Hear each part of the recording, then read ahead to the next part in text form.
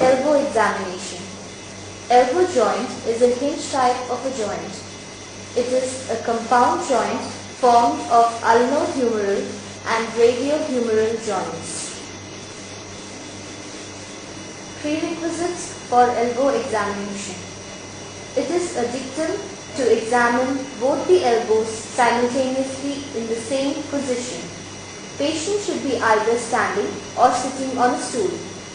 The position of the shoulder, forearm and hand of the normal side must be kept in the same identical position as that of the affected limb.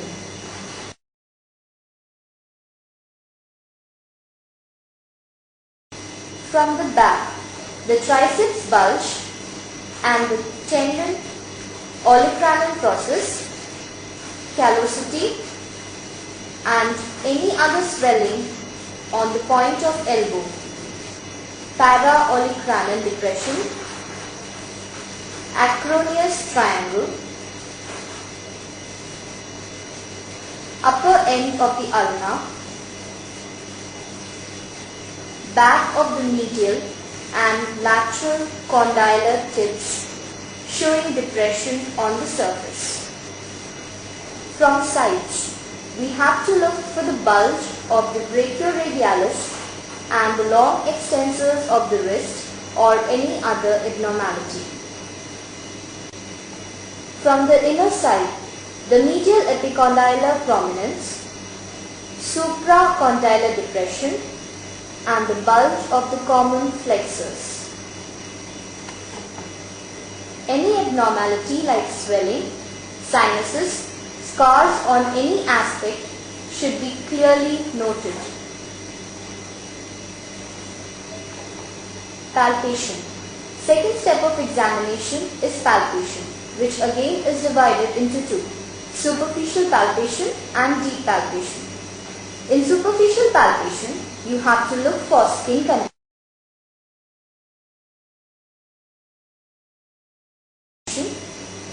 temperature, sensation, superficial tenderness, induration, edema, arterial pulsation, crepitus. In deep palpation, we have to confirm the findings of inspection and bone should be palpated for surface, alignment, deep tenderness, abnormal prominence, disturbed relationship between the normal bony landmarks and any crepitus. Palpate the girth of the bone for thickening, broadening or for the expansion of the bone. Apart from the bone, muscle around the elbow should be palpated for texture, bulk and pliability. In delayed traumatic cases, you should separately palpate for hard bony plates in the muscle mass, that is myositis ossificans. Feel for the tips of the lateral and the medial epicondyle, the supracondylar ridge, olecranon process, head of the radius and the joint line, which we will be discussing in the detail further in the examination. Lateral and medial epicondyle. Feel for the bony tenderness over the medial and the lateral epicondyle. Maximum point of tenderness would be over the antero-inferior region. If we plan to examine the right elbow, keeping it in 35-degree flexion, take the patient's forearm in your right hand and palpate with the thumb on the lateral epicondyle and the middle finger on the medial epicondyle. Both the epicondyle lies posterior to the supracondylar ridges. Palpate for the ulnar nerve with the pulp of the middle finger It will feel normally like a slippery cord. You have to check for its position, pliability, any thickening and tenderness. Supracondylar ridges. For palpating supracondylar ridge, it is better to keep the elbow flexed in 45 degree and forearm supinated as far as possible. Assessment is easy if bilateral palpation is done in symmetrical position.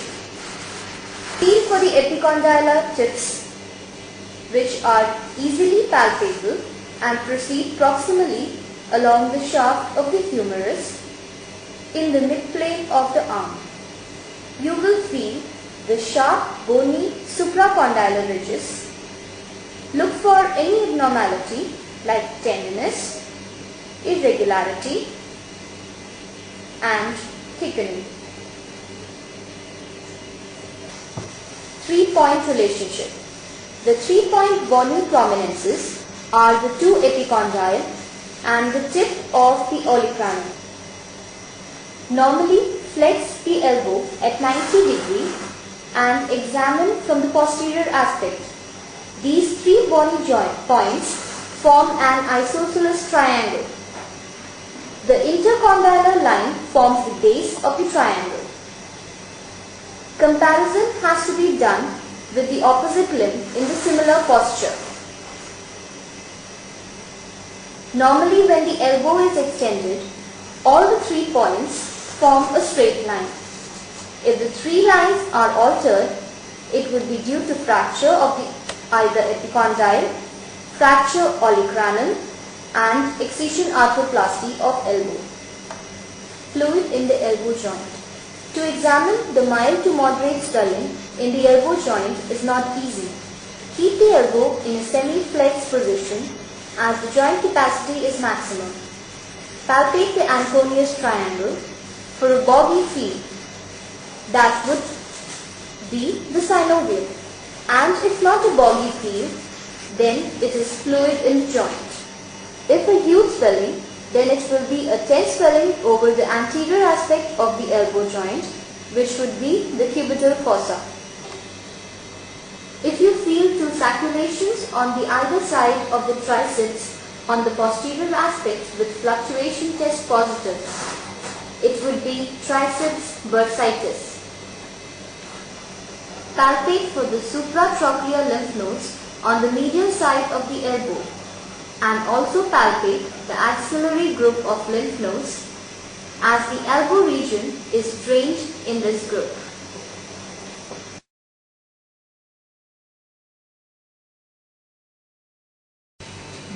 Movements. Movements of the elbow joint has to be checked at humeroradial, humero-ulnar and proximal radio-ulnar joint. For assessing the elbow movements, one should examine both the elbow joints simultaneously. This is performed by placing the patient on the stool with leaning over the table with arms fully supported from shoulder to elbow. The forearm is kept fully supinated with the wrist and fingers fully extended. When viewed from the side, ask the patient to touch the table with the back of hand without lifting the shoulder at all, which tells us the degree of extension in the elbow.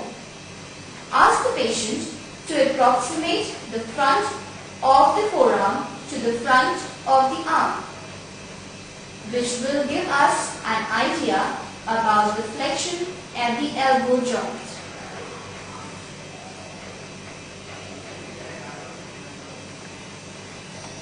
Another way of assessing is by making the patient sit with arm close to the side of the chest, with the elbow in extension and forearm in supination, and the fingers pointing towards the ground in full extension. In this position, hyperextension of the elbow can also be noted. From zero extension position, tell the patient to flex the elbow by bringing the palm towards the shoulder.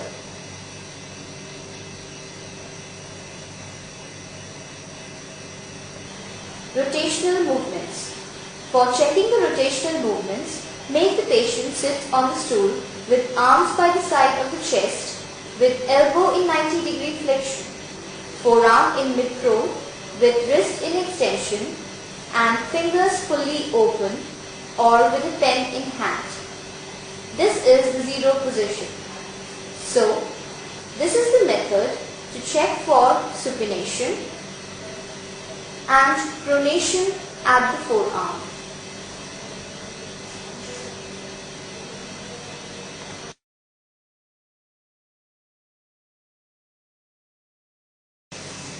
Measurement. 3 measurements have to be kept in the mind of an examiner: linear measurement, circumferential measurement, and the carrying angle. In linear measurement, check the distance from the lateral epicondyle to the tip of the olecranon, medial epicondyle to the tip of the olecranon, and the interepicondylar distance, comparing it with the corresponding measurements in the opposite elbow. Circumferential measurements measure the symmetrically aligned elbows at the interepicondylar line at the for measurement of the muscular girth, measure the point equidistant from the tip of the olecranon towards the arm and the forearm.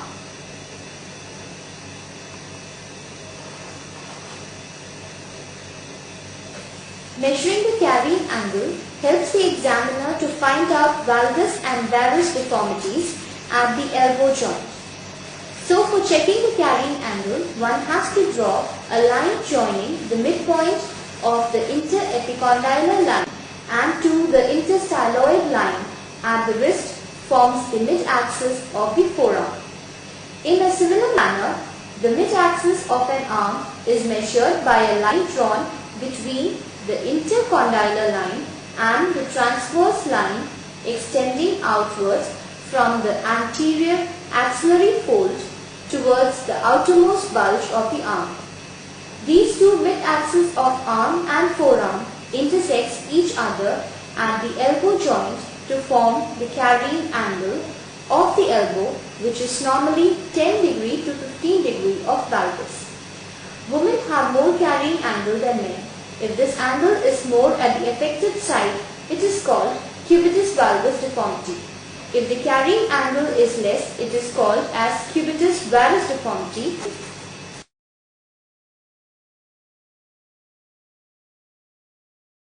Test for lateral epicondylitis.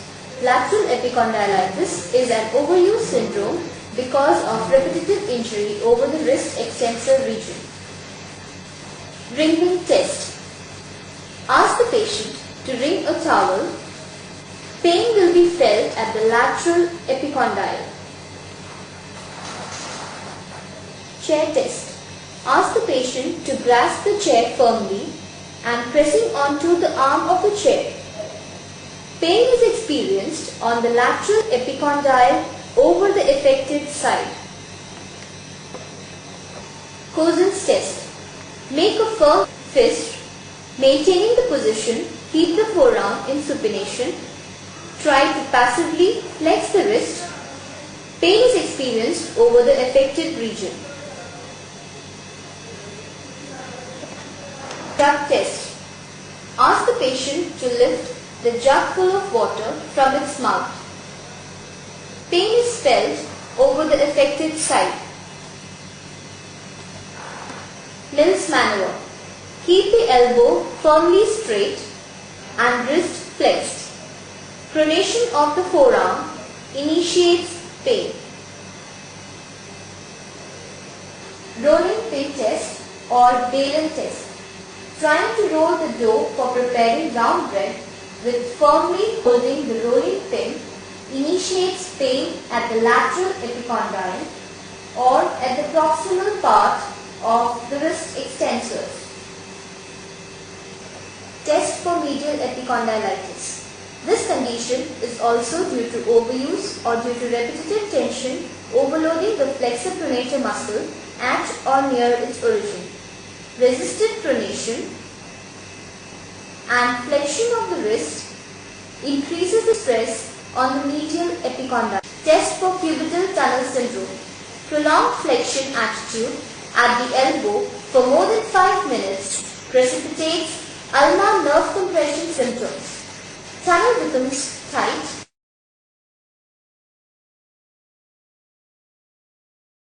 Elbow instability consists of varus, valgus and rotatory instability tests, which will be told in detail further. Varus instability. Lateral collateral ligament consists of radial collateral ligament and the lateral ulnar collateral ligament. Elbow should be flexed approximately 30 degrees in order to unlock the olecranon from the fossa. This relaxes the anterior capsule also. Varus stress is then applied across the elbow joint with humerus in full internal rotation. If varus instability is present, gap between capitulum and radial head will increase. Valgus instability, commonly seen in throwing athletes, adjustment of the ulnar collateral ligament done better with the patient seated. Forearm held securely between examinee's arm and trunk. Elbow is flexed in approximately 30 degrees and palpate the ulnar collateral ligament whilst a valgus stress. Local pain and tenderness are compatible. Milking or O'Brien test described by O'Brien. For incomplete tears of ulnar collateral ligament, hold the patient's thumb and fully flex the elbow whilst a valgus stress is applied to the elbow.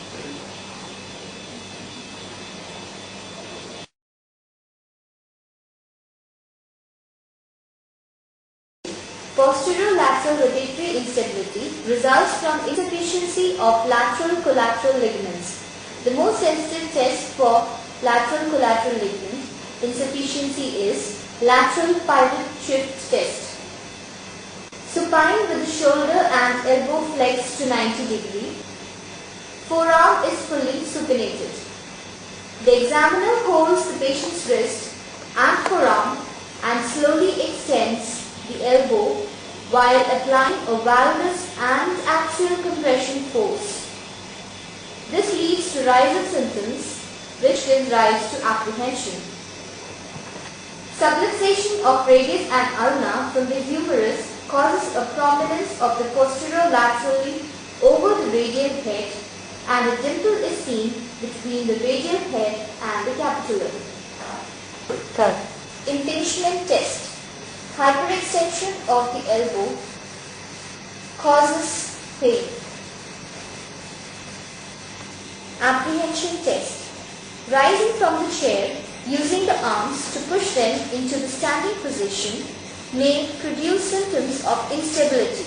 This maneuver involves axial load, valgus and supination of forearm.